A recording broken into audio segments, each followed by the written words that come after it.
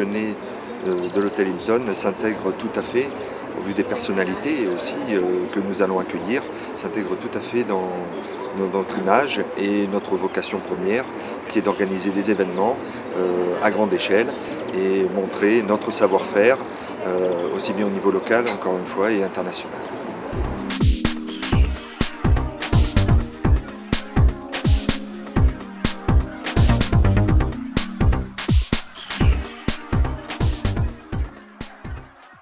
C'est une manifestation qui très régulièrement va vous proposer de rencontrer les acteurs de la vie de notre capitale régionale et européenne, c'est-à-dire les acteurs de tous les secteurs. Nous avons voulu sortir de notre environnement habituel, de notre bureau, et nous avons voulu faire sortir nos interlocuteurs, nos clients, nos contacts, des gens avec qui nous avons des relations habituelles du contexte quotidien.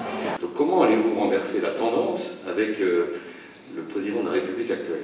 Alors je persiste et je signe, et là aussi, si on relit le rapport que j'ai remis en 2002, c'est noir sur blanc.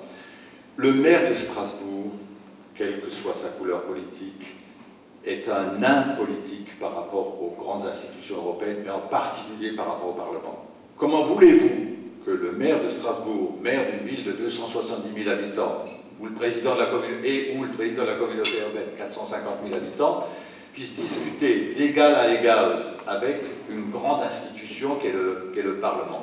On ne joue pas dans la même division. Chez Maeva, nous aimons sortir du cadre. Et nous savons qu'en sortant du cadre, on provoque souvent une étincelle, une rencontre, et qui va faire évoluer, bouger. Mais à contrario, pardon de couper, à contrario, le jour où on a un souci, parce qu'on s'est dit c'est sans langue de bois ici. Hein. Ouais. Oui, j'ai compris ça, ça me plaît bien. Il est évident que je bois un peu les paroles de Roland Ries, parce que ça fait longtemps que je pensais que les maires se succéderaient à Strasbourg, toujours élus, comment dirais-je, par surprise, et toujours battus par surprise.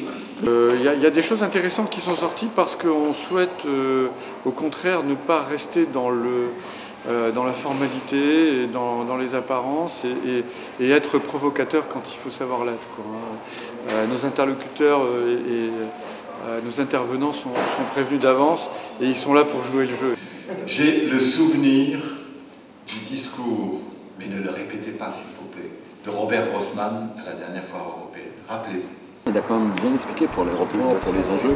C'est quand même vachement important. Si un jour on pouvait avoir une spécificité logistique avec une fiscalité adaptée, avec des méthodes de gouvernance adaptées, un personnel adapté, les choses, certaines choses